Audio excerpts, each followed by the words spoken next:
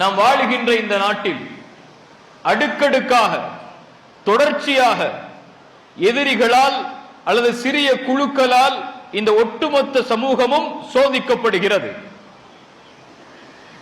இந்த நாட்டில் சுதந்திரம் பெற்று நாட்கள் கழிந்த நிலையில் மதச்சார்பற்ற நாடு என்று இந்த நாடு அழைக்கப்பட்டிருக்கக்கூடிய நிலையில் இங்கு வாழக்கூடிய எல்லா மனிதர்களும் சமம், மத வேற்றுமை இன்றி, இன வேற்றுமை இன்றி, மொழி வேற்றுமை இன்றி இங்கு எல்லோரும் வாழ்வதற்கு அவர்களுடைய வழிமுறைகளை பின்பற்றுவதற்கு உரிமை உள்ளது என்ற அடிப்படையில் எல்லா மனிதர்களும் தங்களுடைய உள்ளத்தில் நாங்கள் பிறந்த நாடு இந்தியா என்ற ஒரு உணர்வை தாங்கி வாழக்கூடிய நிலையில் ஒரு குறிப்பிட்ட மதம் மட்டும் எப்போதும் தாக்கப்படுகிறது. எப்போதும் அந்த மதத்தை பின்பற்றுபவர்கள் சுருக்கப்படுகிறார்கள். இவர்களாக இருந்தால் நீங்கள் இப்படித்தான் இந்த பூமியில் இந்த நாட்டில் வாழ வேண்டும் என்ற வரையறுக்கப்படாத சட்டம் விதிக்கப்பட வேண்டும் என்று ஒரு கூட்டம் ஆசைப்பட்டுக் கொண்டே இருக்கிறது. சமீபத்திய காலத்தில் நடந்த ஹிஜாபுடைய நிகழ்வுகள், கர்நாடகாவிலே ஹிஜாப் தடை செய்யப்படுகிறது பள்ளிக்கூடங்களில். அதற்கு முன்னால் பள்ளிவாசல்களில் ஜமாஅத்தோடு தொழுவதற்கு சில இடங்களில் தடை செய்யப்படுகிறது. வெளியே நீங்கள் பள்ளிவாசலை விட்டு வெளியே தொழுவதற்கு ஒருபோதும் அனுமதிக்க மாட்டோம் என்று ஒரு கூட்டம் தடை செய்கிறது. மாட்டுக்கறியை சாப்பிட்டால் அவர் முஸ்லிம் என்றால் அடித்து கொலை செய்யப்படுகிறார். நடக்கிறதா இல்லையா? நான் வேறு ஏதாவது உலகத்தை பற்றி பேசுகிறேனா? நாம் எந்த உணர்வை தாங்கி வாழ்கிறோமோ, நாமும் நம்முடைய தலைமுறையும் எந்த நாட்டில் வாழ்ந்து பிறந்து உண்டு கழித்து என் தலைமுறைகளை விட்டு ஆண்டாண்டுகளாக வாழ வேண்டும் என்று ஆசைப்படுகிறோமோ அந்த நாட்டில் நாம் பின்பற்றக்கூடிய மதம், மத உரிமைகள் சில நேரங்களில் பறிக்கப்படக்கூடிய நிலைமைகள் ஏற்படுகிறது. ஏன்?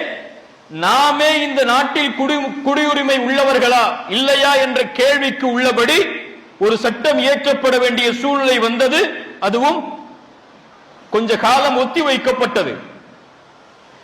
இன்னும் ஏராளமான பிரச்சனைகள் என்னை விட உங்களுக்கு அதிகமாக தெரியும்.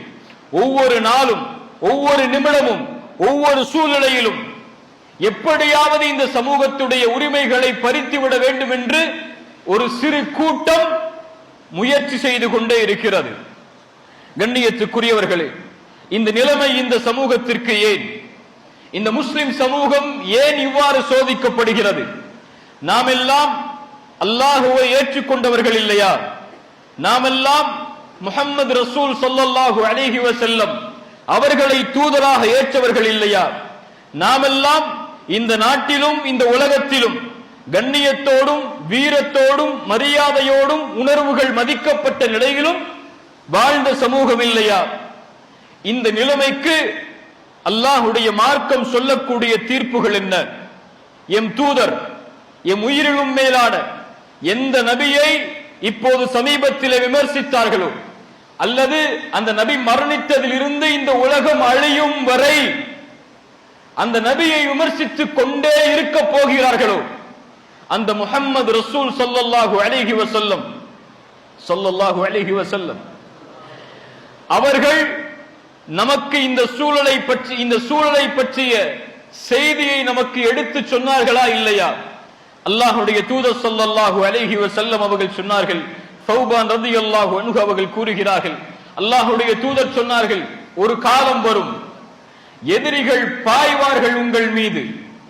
பசித்தவன் உணவின் விரிப்பை நோக்கி எப்படி பாய்வானோ அது போன்று எதிரிகள் உங்கள் மீது பாய்வார்கள்.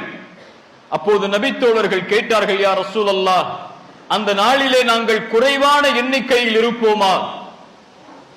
ரசூலுல்லாஹி ஸல்லல்லாஹு அலைஹி வஸல்லம் சொன்னார்கள், பல் அன்தும் யௌமைதின் கதீர், அந்த நாளிலே நீங்கள் அதிகமான எண்ணிக்கையில் இருப்பீர்கள்.